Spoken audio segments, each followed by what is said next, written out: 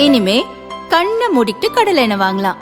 ஏன்னா மந்த்ரா கடலை எண்ணெய் இதயத்தின் தயாரிப்பு. வறுக்க பொரிக்க ஏன் எல்லா சமையலுக்கும் மந்த்ரா தான். மந்த்ரா கடலை எண்ணெய், அபார ருசி, ஆரோக்கியமான உடல் நலம்.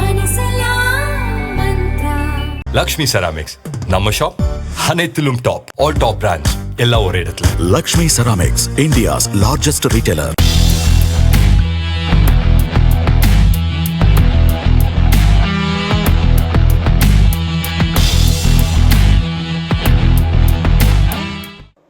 இந்தியா பிரிட்டன் இடையேயான தடையற்ற வர்த்தக ஒப்பந்தம் ஏப்ரல் மாதம் நடைமுறைக்கு வரும் என்று எதிர்பார்ப்பதாக மத்திய வர்த்தக அமைச்சர் பியூஷ் கோயல் கூறினார்.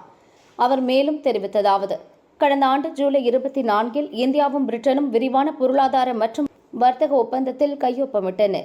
இந்த ஒப்பந்தம் பிரிட்டன் பார்லிமெண்ட் ஒப்புதலுக்கு பிறகு விரைவில் நடைமுறைக்கு வரும்.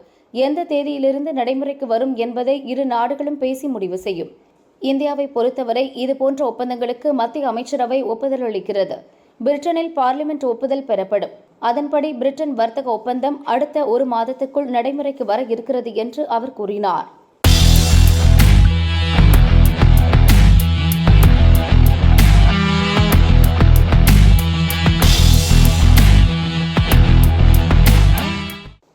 ஈரான் இஸ்ரேல் போர் காரணமாக நாடு முழுதும் 1200 கோடி ரூபாய் மதிப்புள்ள ஆயத்த ஆடைகள் தேங்கியுள்ளதாக வர்த்தகர்கள் தெரிவித்தனர்.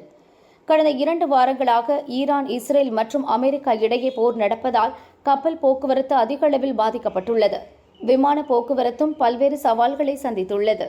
இதன் காரணமாக கோடைக்கால விற்பனைக்கான ஆடை அனுப்புவது பாதிக்கப்பட்டுள்ளது. குறிப்பாக சவுதி அரேபியா, ஐக்கிய அரபு எமிரேட்ஸ், குவைத் உள்ளிட்ட நாடுகளுக்கான ஆடை ஏற்றுமதி ஸ்தம்பித்துள்ளது. போர் காரணமாக சரக்கு அனுப்ப வேண்டாம் என அந்நாடுகளைச் சேர்ந்த வர்த்தகர்கள் தெரிவித்துள்ளனர். கோடை வெப்பம் அதிகம் என்பதால் திருப்பூரில் இருந்து உற்பத்தியாகும் பருத்தி நூலிழை ஆடைகள் அரபு நாடுகளில் அதிகம் இறக்குமதி செய்யப்படும். தேக்கமடைந்த பின்னல் ஆடைகளை அனுப்ப ஏற்றுமதியாளர்கள் தீவிரமாக பேச்சுவார்த்தை நடத்தி வருகின்றனர்.